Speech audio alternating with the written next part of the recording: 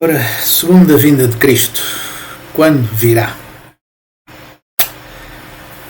É interessante, mas estamos a viver certamente num tempo muito especial. E nesse tempo especial eu gostaria de fazer uma pequenina reflexão sobre o atual cristianismo.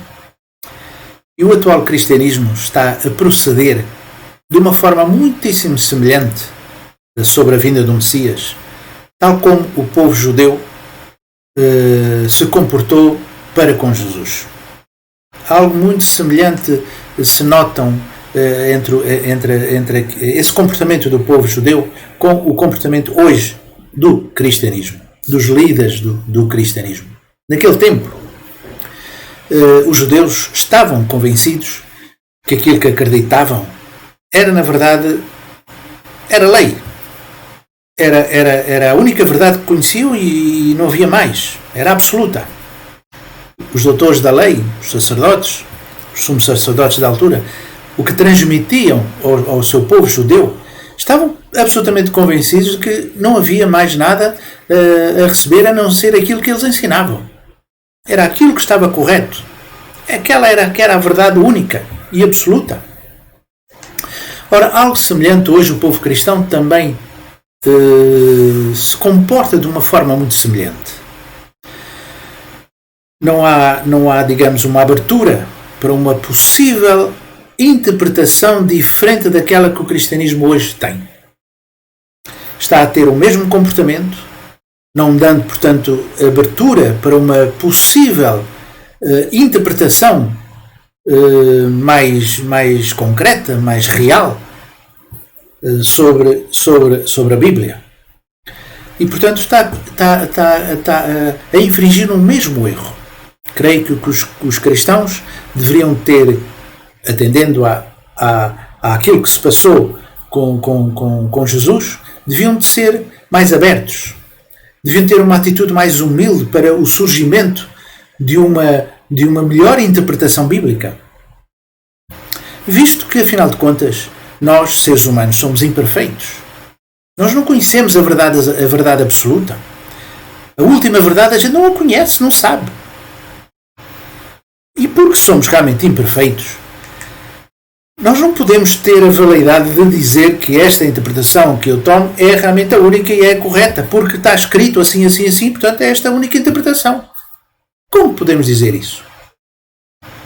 Os judeus na altura, no tempo de Jesus, não interpretavam literalmente aquilo que os 10 mandamentos diziam? E o Jesus veio dizer alguma coisa de contrário? Não. O que Jesus veio dizer foi precisamente aquilo que está escrito nos 10 mandamentos, só com uma outra forma de observar esses 10 mandamentos. É outra expressão desses mesmos 10 mandamentos. Portanto, não nos devemos arrogar de que aquilo que conhecemos, daquilo que interpretamos, é um conhecimento mais correto, mais absoluto, mais único, não há mais.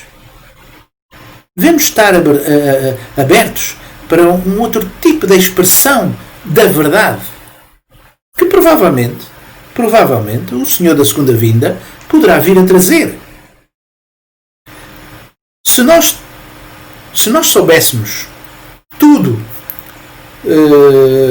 corretamente do que está escrito na Bíblia, por que razão Jesus, em João 16, 12, 13, ele nos diz, ele diz-nos assim: tenho ainda muito que dizer, mas vocês não o podem suportar agora. Mas quando o Espírito de verdade vier, ele vos guiará a toda a verdade.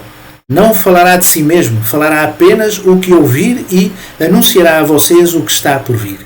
Então, Jesus está-nos a dizer: tenho ainda muita coisa para dizer, mas vocês não podem aguentar o que digo, portanto tem que esperar que o Senhor da segunda vinda venha. E quando Ele vier, Ele dirá toda a verdade. Perante estas palavras aqui, será que nós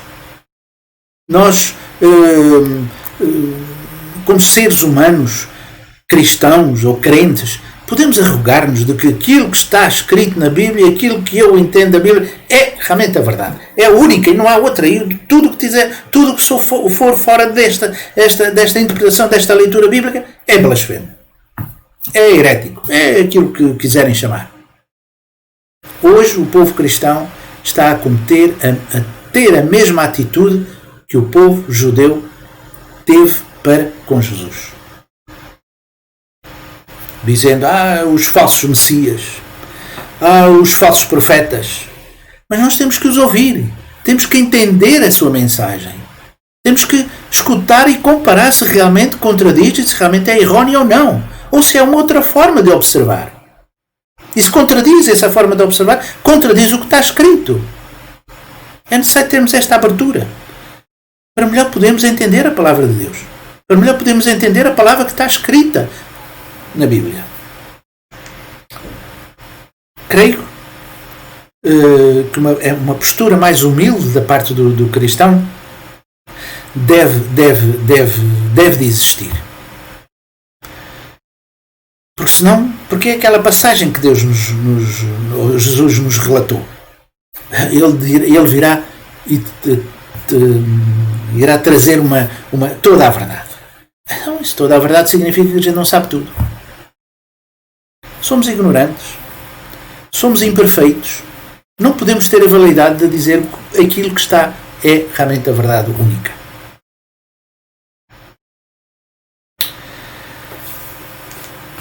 Nós devemos, provavelmente, ter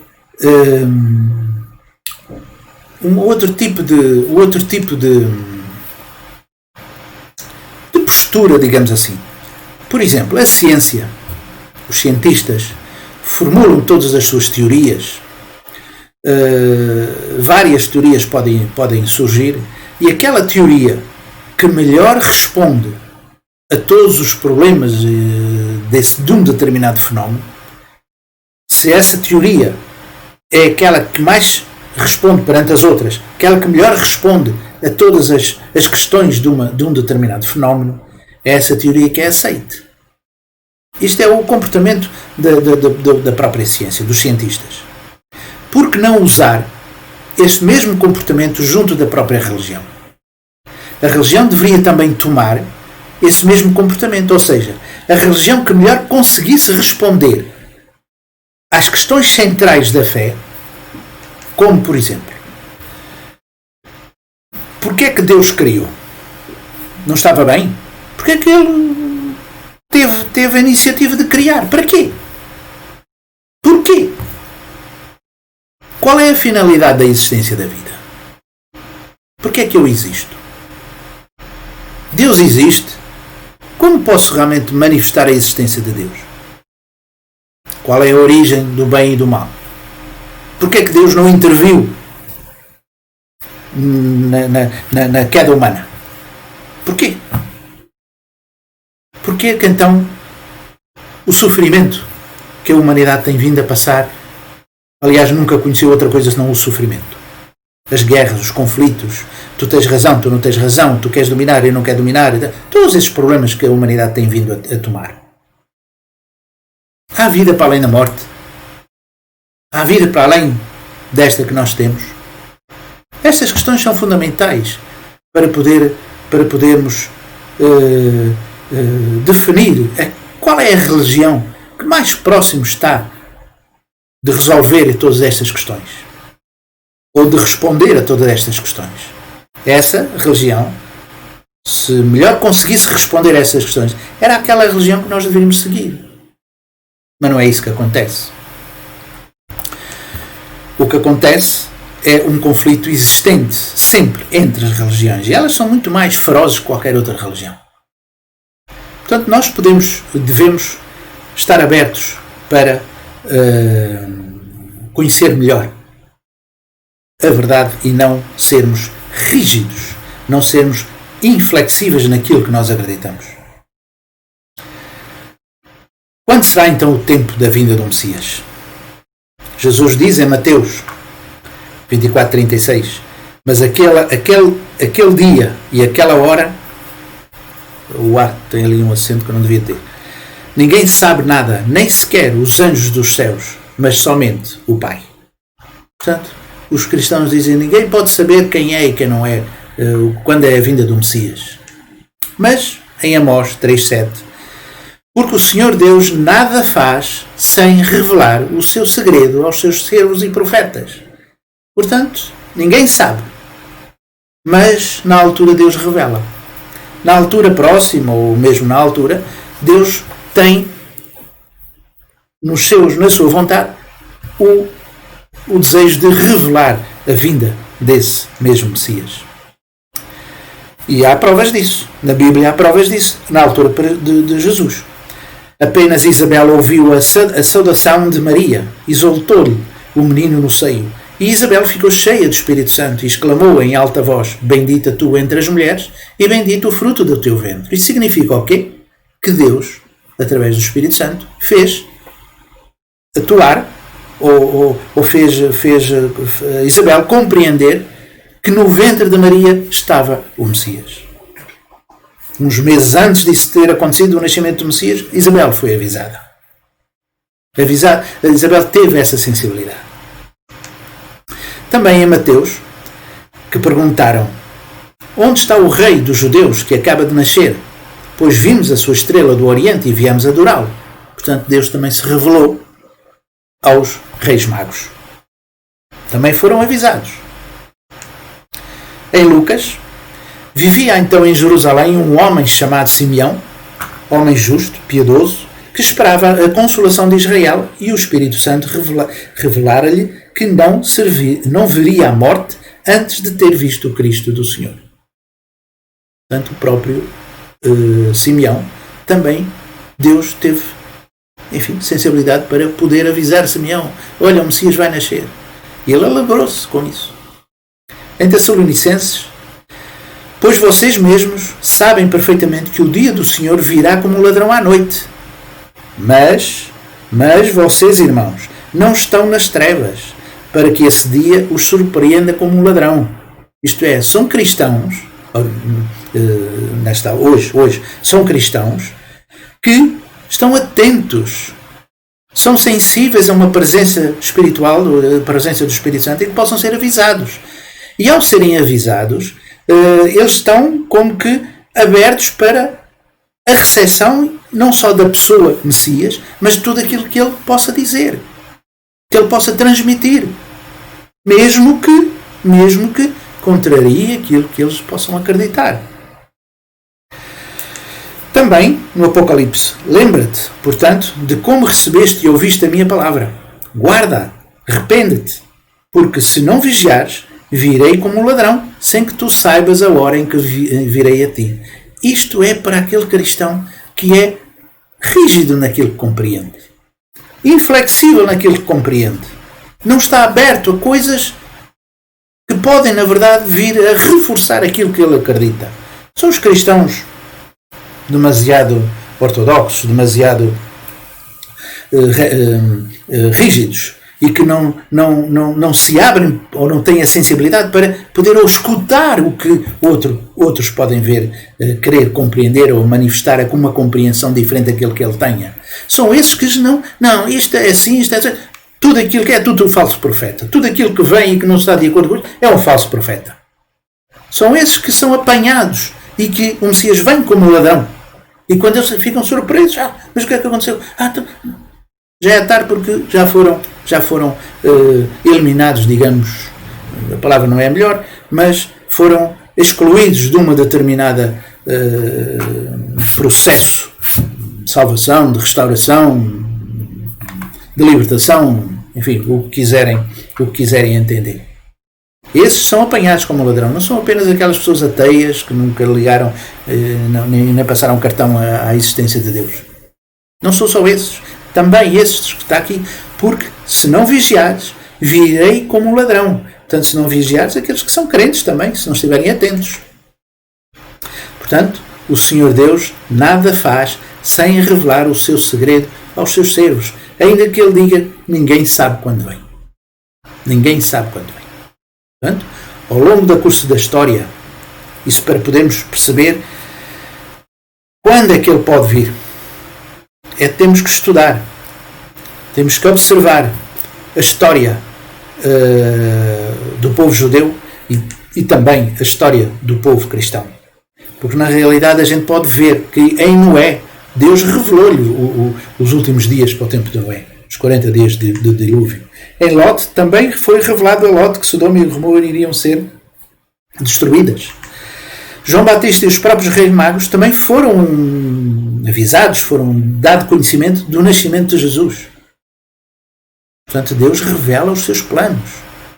Portanto, a respeito à segunda vinda, Deus também há de revelar os seus planos. E como pode revelar os seus planos? Quando é que nós poderemos descobrir a vinda do Messias? O Messias é o centro e o objetivo último de toda a história da providência de Deus. O centro da providência é este.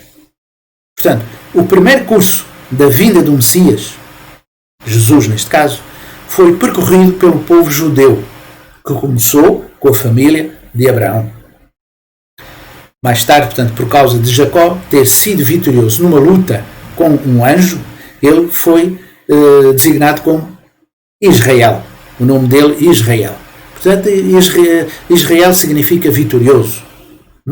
Portanto, os israelitas, os judeus, são os israelitas. Porquê os israelitas? Porque é o povo vitorioso de Deus. Israel quer dizer vitorioso. Portanto, o povo judeu é o povo israelita. Portanto, o povo vitorioso de Deus. No vídeo 12.1, sobre a missão de Jesus, ele explica porque o povo de Israel, o povo judeu, não aceitou Jesus, não acreditou em Jesus. Por conseguinte, Deus estabeleceu um segundo Israel, que foi o cristianismo. Isso é o próprio Jesus a manifestar. É Jesus que diz, tira de um povo para dar a outro povo que dê os seus frutos. Já lá vou. Já diga a passagem que ele manifesta isso. A fórmula, portanto, que encontramos na providência de Deus na história de Israel, do primeiro Israel, do povo judeu, deve também encontrar-se na história do povo cristão. Portanto, no segundo Israel. A história do primeiro Israel e a história do segundo Israel, o cristianismo, que começou com Jesus. Estas duas histórias devem ser muito semelhantes. A fórmula que Deus usou para um deve ser a mesma fórmula que usou para o segundo, para o outro. Portanto, a partir daqui nós podemos ir à procura de solução para esta questão do quando. Devem ambas seguir o mesmo processo para o cumprimento da preparação para a vinda do Messias. Portanto, a história de Israel, desde Abraão a Jesus, divide-se em 6 subperíodos. Prefazem, portanto, 1930 anos. Isto é, esta história de Abraão até Jesus são 1930 anos. Históricos. Temos estes processos, portanto, a escravatura do Egito. No Egito, os judeus foram escravos durante 400 anos, foram governados por juízes, 400 anos. Houve uma estabilidade no reino judeu, no reino do povo judeu, o Reino Unido, 120 anos. Dividiu-se entre norte, Judá, foi dividido norte, o norte foi dividido de Israel e o sul Judá. Cativeiro na Babilónia 210 anos e a preparação para o Messias após este final, este final do cativeiro, a restauração do templo. A partir daqui, 400 anos, foi preparação para a vinda do Messias. Estes números dão 1930 anos. E se compararmos este processo, é algo semelhante àquilo que vai acontecer com o povo cristão. Portanto, a história do segundo Israel, desde Jesus até o Senhor da segunda vinda, também se divide em 6 subperíodos. Estes períodos prefazem um tempo também de 1930 anos. Portanto, vamos ver que este processo que aqui se desenvolveu é semelhante ao processo do povo cristão. Portanto, e está escrito, portanto, eu vos digo que o reino de Deus será tirado de vocês e será dado a um povo que dê os frutos do reino. Mateus 21, 43. E é isto que aconteceu na realidade. Para restaurar este período de 400 anos, o povo cristão sofreu sob o domínio romano durante este mesmo período de 400 anos.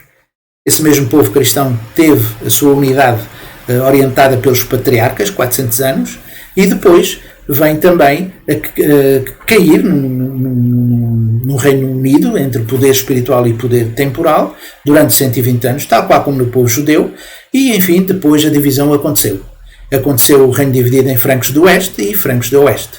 Portanto, 400 anos também. E o Papa, que representava o cristianismo, ficou prisioneiro. Muitos problemas surgem, mas para simplificar, houve um cativeiro papal de 210 anos, tal qual como no cativeiro na Babilónia. E houve um período, após a Reforma Protestante, um período de preparação de 400 anos para a vinda do Messias. Preparação, neste caso aqui, para a segunda vinda. Ora, temos estes anos, são anos históricos, que dão início e ao fim e ao início de uma nova época, de uma nova fase da história. Portanto, aqui vemos todos somar esses anos todos. Aqui em 1517, a altura da Reforma Protestante, a partir desta altura, tal qual a Reforma Protestante aqui houve a restauração do Templo, aqui a Reforma Protestante, 400 anos aqui depois da restauração do Templo, aqui depois da Reforma 400 anos dá 1917. Portanto, é nesta altura que deve surgir o Senhor da Segunda Vinda. Ou seja, entre 1917 e 1930, o nascimento do Messias deve acontecer. Portanto, os tempos em que estamos a viver hoje são os últimos dias. São o tempo em que o Messias se deve dar a conhecer. E o tempo em que nós estamos a viver hoje, com toda esta turbulência do vírus e turbulência de conflitos aqui e acolá, é precisamente o tempo de transição, é o tempo dos últimos dias. Então nós precisamos de acelerar, digamos, este mesmo conhecimento e saber onde vai aparecer. E depois, naturalmente, por consequência, também saber quem é realmente esse mesmo Messias. E não se esqueçam que o povo judeu teve uma reação negativa para com Jesus. O mesmo acontece para o Senhor da Segunda Vinda. O que está escrito? Será que haverá fé quando Ele vier? Ele primeiro tem que sofrer muito e só depois vencerá. Por que é que há de ter que sofrer? Ele não vem com sinais milagrosos. Ele não vem com sinais espetaculares, de modo a que ninguém possa dizer que não, é impossível não ser o Messias, aquele tem que ser o Messias, por este facto tão espetacular que tem que ser o Messias. Não, ele não vem assim. Ele vem como uma pessoa normal. Normalíssima. Nós não temos na história pessoas que normais, nasceram do ventre de uma mãe e que vieram a revolucionar determinada forma de pensar do ser humano. Tivemos várias pessoas, quer para o bem, quer para o mal. Tivemos várias pessoas, Jesus é um deles. E recentemente temos outros homens que vieram também fazer muitas coisas, enfim, revolucionárias em termos do pensamento. Lembro-me agora do Gandhi, por exemplo, do Luther King na América. Enfim, personagens mais no sentido mais espiritual, mas outras personagens no sentido filosófico, no sentido científico, revolucionaram as nossas formas de pensar. E isso são pequenos graus, são pequenos saltos qualitativos da nossa mentalidade, da nossa forma de estar e de pensar o mundo. Então o Messias provavelmente vem também trazer essa mesma nova forma de pensar, dar digamos, um valor mais de qualidade na forma de estar e de pensar o mundo. Não vem com milagres assim, é claro. Está escrito, ele não vem com milagres de forma espetacular a vir a surgir. Portanto, onde vai realmente aparecer. Por favor, assinalem aí se gostam ou se não gostam aí na mãozinha. É simples, é só baixar o cursor do rato e dizer sim ou não.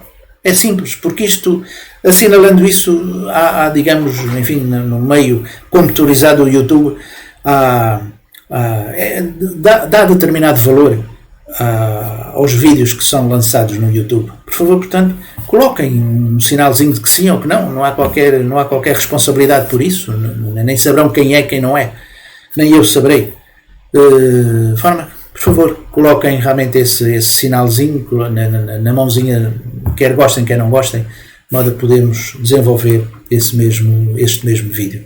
Note que eu vou fazer já o próximo, sobre onde vem, e espero que realmente seja interessante aquilo que estão a ouvir. Portanto, muito obrigado e até ao próximo vídeo.